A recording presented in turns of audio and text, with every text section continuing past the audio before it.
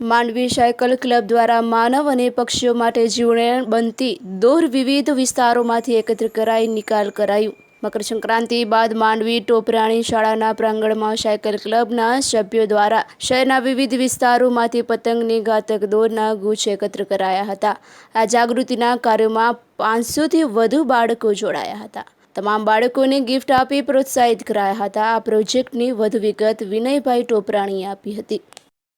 આ માંડવી સાયકલ ક્લબનું આયોજન છે અને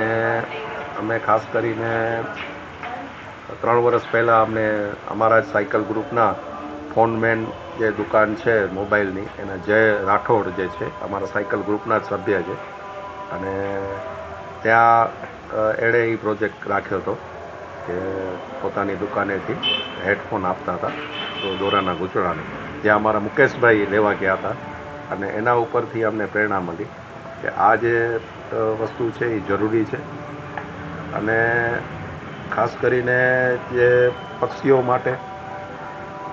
શહેરમાં ફરતા વાહનો માટે, મોટી ઉંમરના લોકો પણ તમે જુઓ તો પગમાં આવી જાય તો એ પડી જાય, તો એવા બધા વિચાર સાથે અમે બધા મિત્રોએ નક્કી કર્યો કે આપણે આવું કરીએ અને 3 વર્ષ પહેલાં અમે શરૂઆત કરી અને તમે જોઈ શકો છો કે આ જે છે 2 કલાકની અંદર 4 વાગ્યાથી જે છે કે લોકો, છોકરાઓ ખાસ કરીને, અને આ જે અમે 3 વર્ષથી જોઈએ છીએ નાના બાળકોમાં ખૂબ જાગૃતિ આવી છે।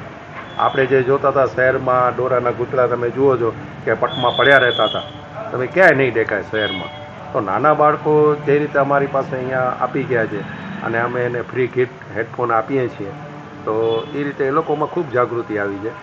એના વાલીઓ પણ અમને ફોન આવ્યા કે છોકરાઓ સાચવીને બેઠા છે, તમે ક્યારે આપશો એમ। તો આ એક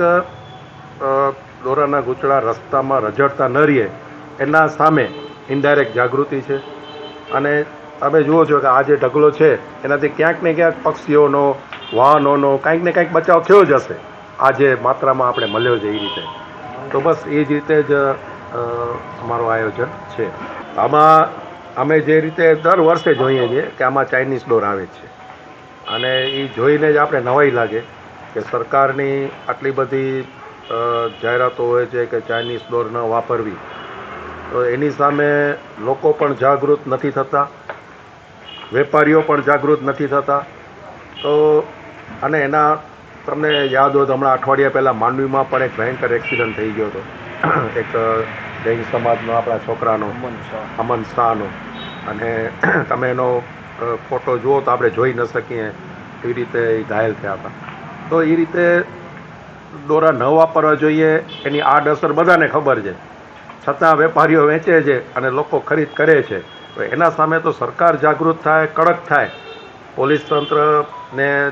વનતંત્ર, વન વિભાગ, આપણે છાપામાં વાંચીએ છીએ કે કરુણા અભિયાન વન વિભાગમાં સત્તા છે આ ચેક કરવાની, તો એ સખ્તાઈથી પગલાં ભરે તો જ એનો રસ્તો છે, એના સિવાય કોઈ જાગૃતિ